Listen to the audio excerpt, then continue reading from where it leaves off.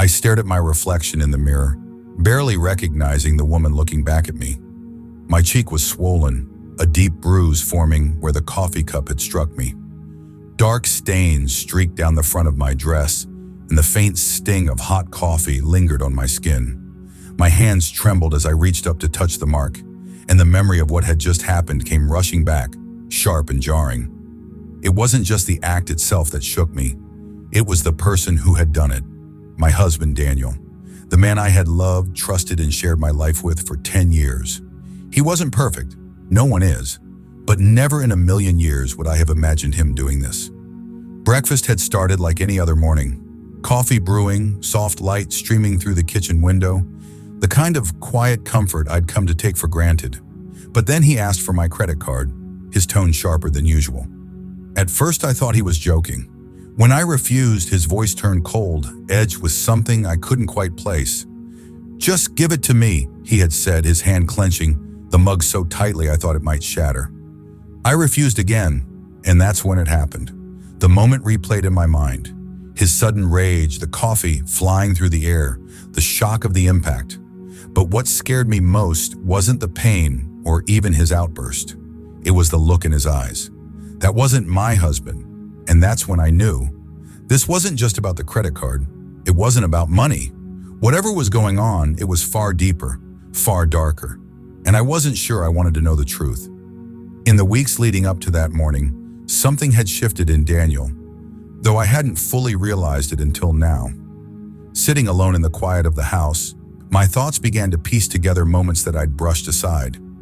Moments that now felt like glaring red flags. Daniel had always been steady, predictable in the best way. He was the kind of man who would remember my coffee order without fail, who would kiss my forehead before leaving for work. But lately those gestures had become fewer and farther between. He was distracted, distant. At first I thought it was just stress from work. He'd mentioned a big project that was keeping him late at the office.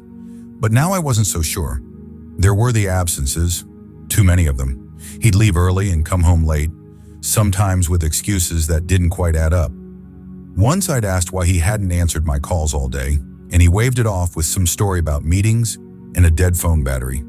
It sounded plausible at the time, but now it felt rehearsed. And then there were the phone calls. He'd step out of the room whenever his phone rang, his voice low and hurried, like he didn't want me to overhear. I caught him once, whispering into the receiver with a tone I'd never heard before. Urgent, almost panicked. When I asked who it was, he smiled, but it didn't reach his eyes. "Just work," he said. The strangest thing, though, was his sudden obsession with money. Daniel had never cared much about our finances beyond the basics. We shared everything, our accounts, our plans, our dreams. But lately he'd been keeping tabs on every little thing. He started asking questions about my credit card, about what I was spending money on. It felt intrusive, but I told myself he was just being responsible. Now looking back, I couldn't shake the feeling that all of it, his distance, the secrecy, the fixation on money was connected. I'd been living with this man for a decade, and yet in this moment he felt like a stranger. Whatever Daniel was hiding, it was big, and I had a sinking feeling it was something I wasn't ready to face. As I cleaned up the mess in the kitchen, wiping coffee stains off the table and trying to steady my shaky hands, my thoughts were still spinning. I couldn't stop replaying the moment over and over, wondering how everything had spiraled so far out of control. My eyes were drawn to the door of Daniel's study, left slightly ajar, a room he'd become increasingly protective of lately. On impulse, I walked in. The study was spotless, everything in its place, but it felt off. The air was heavy, as if the walls themselves were hiding something. I didn't know what I was looking for, but my instincts told me to search. I started with his desk, pulling open drawers that were neatly organized with papers and stationery. And then I saw it, a small leather-bound journal tucked away in the back of a drawer, almost as if it was meant to be hidden. My heart raced as I picked it up, the smooth leather cool against my fingertips. I flipped it open, and immediately I knew this wasn't just a casual notebook. The pages were filled with Daniel's handwriting, but the words were strange, cryptic phrases, strange symbols, and numbers that seemed to reference large sums of money. One page caught my eye. It was dated just last week and scrawled with a chilling sentence, "She can't find out." Not yet. I read the words over and over, feeling a knot tighten in my stomach. She can't find out? Was he talking about me? What was it that I wasn't supposed to know? Flipping through more pages, I found entries that seemed to hint at something illegal, or worse. There were references to transactions, people's names I didn't recognize, and vague mentions of risks and consequences. The strange symbols looked almost like codes, and the more I read, the more it felt like I was holding a puzzle I didn't know how to solve. I slammed the journal shut, my breath coming in short gasps. This wasn't the Daniel I knew, or thought I knew. Whatever he was involved in, it was dark, secretive, and dangerous. And now I was in the middle of it. I wanted answers, but one thing was certain. This journal had just opened a door I wasn't sure I wanted to walk through. The journal haunted me for days, its cryptic pages replaying in my mind like a sinister melody I couldn't shake. I couldn't bring myself to confront Daniel directly. Not yet. I needed more. Something concrete. That's when I thought of our joint bank account. If he'd been hiding something, maybe the numbers would tell a story. I sat at the dining table, my laptop in front of me. My fingers hovered over the keyboard as a wave of hesitation washed over me. Did I really want to do this? Part of me hoped I'd find nothing, that this was all some misunderstanding. But the other part, the one fueled by the bruises on my cheek and the weight of that journal, needed answers. I logged in and scrolled through the transactions. At first, everything seemed normal. Grocery store purchases, utility bills, the usual day-to-day expenses. But then something jumped out at me, a transaction from 2 weeks ago. It wasn't small, far from it. A staggering amount of money, almost everything we had in our savings, had been transferred out of our account in a single transaction. My stomach dropped as I stared at the recipient's name, Veritas Foundation. I'd never heard of it before, but something about the name sent a chill down my spine.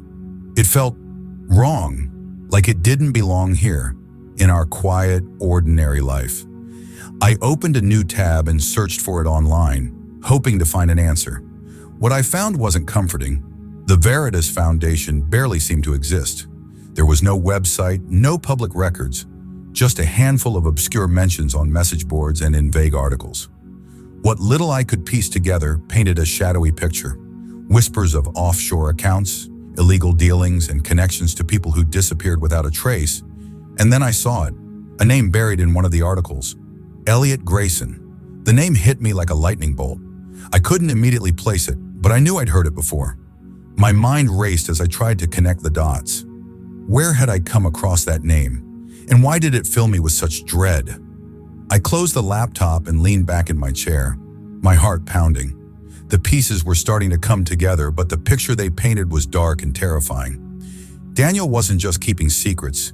He was entangled in something far bigger, far more dangerous than I'd imagined. Who was Elliot Grayson? What was the Veritas Foundation? And why had Daniel drained our savings to send them money? The questions swirled in my mind, each one heavier than the last. Whatever was going on, I knew one thing for sure. I wasn't safe, not anymore. And neither was the life I thought I knew. The day felt heavier than usual, the air thick with the kind of tension you can't quite put your finger on, but can't ignore either. I couldn't shake the unease that had settled in my chest since discovering the journal and the mysterious transaction. My mind raced with questions, none of which had answers. It was like I was chasing shadows, trying to catch hold of something I couldn't see. I decided to go for a walk, hoping fresh air would clear my head. It didn't. The streets felt unusually quiet, like the world itself was holding its breath. I turned the corner toward the park near our house, lost in thought, when a man stepped out of nowhere and blocked my path. He was tall, dressed in a plain black jacket and jeans, his face unremarkable except for the piercing intensity of his eyes. I froze. He didn't look threatening. Not exactly, but something about him made my skin crawl. "You need to stay out of this," he said, his voice low and calm, but carrying an edge that sent a shiver down my spine. I stared at him, my heart pounding. "What are you talking about?" I asked, my voice steadier than I felt. "Your husband's business," he said simply. "It's not for you to uncover. Walk away while you still can." Before I could respond, he reached into his pocket and pulled out a small folded piece of paper. He handed it to me, his fingers brushing mine for the briefest moment, and then he was gone, just like that. He didn't wait for questions or explanations, disappearing into the crowd as quickly as he'd appeared. I stood there frozen, clutching the note like it was a ticking time bomb. My hands trembled as I unfolded it. The words were short but chilling. "The past always catches up." At the bottom, scrawled in a sharp, hurried hand, was a name: Elliot Grayson. I gasped, the name hitting me like a punch to the gut. It was the same name from the Veritas Foundation transaction, the same name that had been haunting the edges of my mind. But now it wasn't just a name on a screen. It was real, tangible, connected to a man who had sought me out, who knew something I didn't. I looked around, but the stranger was gone, leaving me alone with 1,000 questions and no answers. Who was Elliot Grayson? What did he want from Daniel, or from me? And what did he mean by the past? As I stood there in the middle of the sidewalk, holding that cryptic note, I realized something terrifying. Whatever Daniel was involved in, it wasn't just his secret anymore. It was mine too, whether I wanted it or not. The nagging questions wouldn't let me rest. Who was my husband, really? Was he still the man I'd married? Or had that been a facade all along? The journal, the bank transaction, the stranger's warning, all of it pointed to one thing. Daniel was hiding something big. While he was out, I decided I couldn't wait any longer. I went to his study, the room that suddenly felt so alien to me. This time, I wasn't going to stop at a quick look. I needed answers. I started with the drawers in his desk again, rifling through the neat stacks of papers and envelopes. Nothing seemed unusual until I found a small key tucked in the corner of one drawer. My breath caught. A key to what? I scanned the room and spotted a locked cabinet in the corner. I'd never even noticed it before. It blended in with the bookshelves. The key slid in smoothly, and with a click, the lock released. Inside was a chaos of items that made my stomach churn.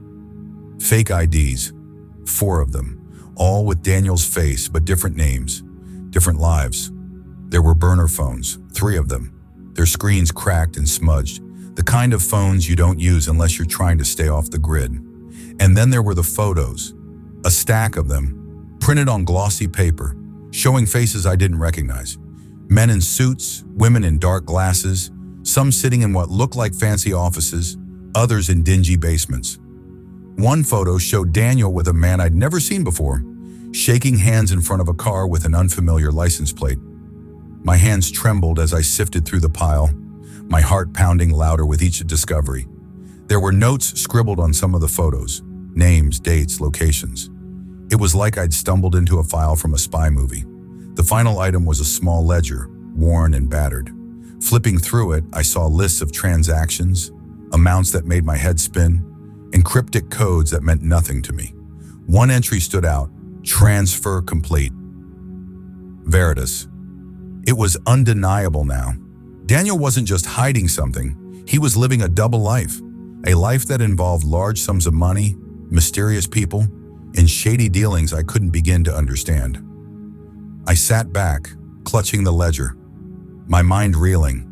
How long had this been going on? How much of our life together had been a lie? And then a terrifying thought hit me. If Daniel was capable of all this, what else was he capable of? For the first time, I wasn't just scared of the secrets. I was scared of him. The more I uncovered, the less my world made sense. Daniel's secrets were unraveling like a frayed thread, leading me into a labyrinth of lies and danger. But nothing could have prepared me for what came next, for how deeply this mess was connected to me. It started when I decided to revisit the journal. I'd avoided it for days, scared of what else I might find. But if I wanted answers, I had to face it. Sitting at the kitchen table, I flipped through the pages slowly, carefully, looking for anything I might have missed the first time. That's when I saw it. A name, written in the margins of one of the pages, almost like an afterthought. Lydia Novak. My heart stopped. I stared at the name. my pulse racing as memories I'd buried long ago came flooding back. Lydia Novak. She wasn't just anyone. She was someone from my past, a name I hadn't thought about in years, someone I never expected to hear of again. Years ago, when I was barely out of college, I'd worked a job that wasn't exactly on the right side of the law.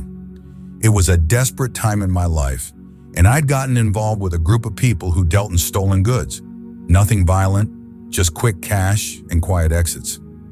Lydia was part of that group. She was older than me, sharper, more experienced. She'd taken me under her wing, teaching me the ropes while warning me to never trust anyone too much, not even her. But things had gone wrong. One deal went south, and the fallout was catastrophic. I left it all behind, cutting ties with everyone, including Lydia. I thought I'd escaped unscathed. I thought that chapter of my life was closed forever. And now her name was here, in Daniel's journal, tied to his secrets. I couldn't breathe as questions flooded my mind. How did Daniel know about Lydia? Was she part of this mess he was tangled in? Or worse, was he working with her? The journal didn't offer any more clues, but my gut told me this was no coincidence. Daniel's secrets and Lydia's reappearance were connected somehow, and that connection led straight to me. I thought I'd buried my past. I thought I'd left behind the lies and the mistakes, but now it seemed like they were clawing their way back to the surface, threatening to pull me under. The realization hit me like a punch to the chest. This wasn't just Daniel's story anymore. It was mine too, and if I wasn't careful, my long-buried secrets might destroy me before his ever could. I was sitting in the dimly lit living room, the journal and the ledger spread out on the coffee table in front of me, when I heard the front door creak open. My heart leaped into my throat. Daniel was home. I didn't even try to hide the evidence this time. There was no point. He would know. He stepped into the room, his face pale, his eyes narrowing when he saw the open journal. For a moment, the silence between us was suffocating. Then he sighed, running a hand through his hair, and shut the door behind him. "You've been snooping," he said, his voice low but not accusatory. He sounded tired. I stood up, shaking. "Snooping? Daniel, I found fake IDs, burner phones, and a journal full of cryptic nonsense. I had to dig because you wouldn't tell me what's going on." He stared at me, his jaw tightening. For a moment, I thought he wouldn't say anything. Then finally he spoke. "It's not what you think," he began, his voice trembling slightly. "I know how it looks, but everything I've done, everything has been to protect you." "Protect me?" I laughed bitterly, gesturing to the bruise still faintly visible on my cheek. Was throwing coffee in my face part of that protection plan? His face twisted with guilt. "That wasn't supposed to happen. I panicked, okay? You were getting too close to things you shouldn't, and I didn't know how else to stop you. I thought if I scared you, you'd back off." I crossed my arms, glaring at him. "Well, you failed, so why don't you try the truth for once?" He took a deep breath, his eyes locking onto mine.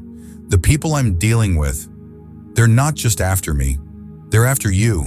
I froze. "What are you talking about?" He hesitated, then stepped closer, lowering his voice. "Your past.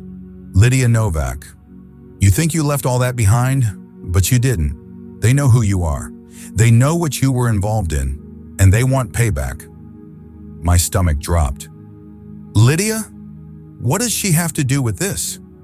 "She's the one who brought you to their attention," he said. "She's tied to these people, dangerous people, and when they found out about your connection to her, they started digging. That's when I got involved. I've been trying to keep them off your trail, but it's getting harder. The money, the IDs, the burner phones, it's all part of keeping you safe." I stared at him, my mind spinning. Was he telling the truth? Or was this some elaborate manipulation to justify his lies and violence? "How am I supposed to believe you?" I whispered. His face softened, and for a moment, I saw the man I'd fallen in love with. "You don't have to believe me," he said quietly, "but you do have to trust me. If we don't stick together, they'll destroy us both." And just like that, I was left with the most impossible decision of my life. I couldn't shake the feeling that Daniel's story didn't add up. His desperation might have been real, but there were still too many unanswered questions. If he was telling the truth, If there really were people after me, then I needed to know who and why. I couldn't rely on him anymore. I had to find the truth myself. That's how I ended up standing outside an old run-down warehouse on the edge of town, clutching a piece of paper with an address scrawled in Daniel's handwriting. It was one of the few leads I'd managed to pull from his journal. I didn't tell him I was coming here. He tried to stop me, begged me to let it go, but I couldn't, not anymore. The warehouse loomed ahead, its broken windows like dark, watching eyes. I stepped inside, the creak of the door echoing in the empty space. The air was cold and smelled of rust and oil. "Hello," I called, my voice trembling. A figure emerged from the shadows and my breath caught. At first, I didn't recognize them. They were wearing a dark coat, their face partially obscured by the dim light. But as they stepped closer, my heart stopped. "Emma," I whispered, barely able to believe my own eyes. It was my sister, my older sister Emma, the person I'd trusted most in the world, the one who'd always been my rock. She stood there calm and composed, as if she wasn't the center of this nightmare. "You shouldn't have come here," she said, her voice cool and detached. "Emma, what's going on?" I demanded, my voice breaking. "Why are you here? What are you involved in?" She sighed as if I were an inconvenience she didn't have time for. "You don't get it, do you? This isn't about you, and it's not about Daniel. It's about tying up loose ends. Lydia Novak wasn't just someone from your past, she was a liability, one I had to deal with, and now so are you." Her words hit me like a punch to the gut. You're behind this? The threats, the danger, everything?"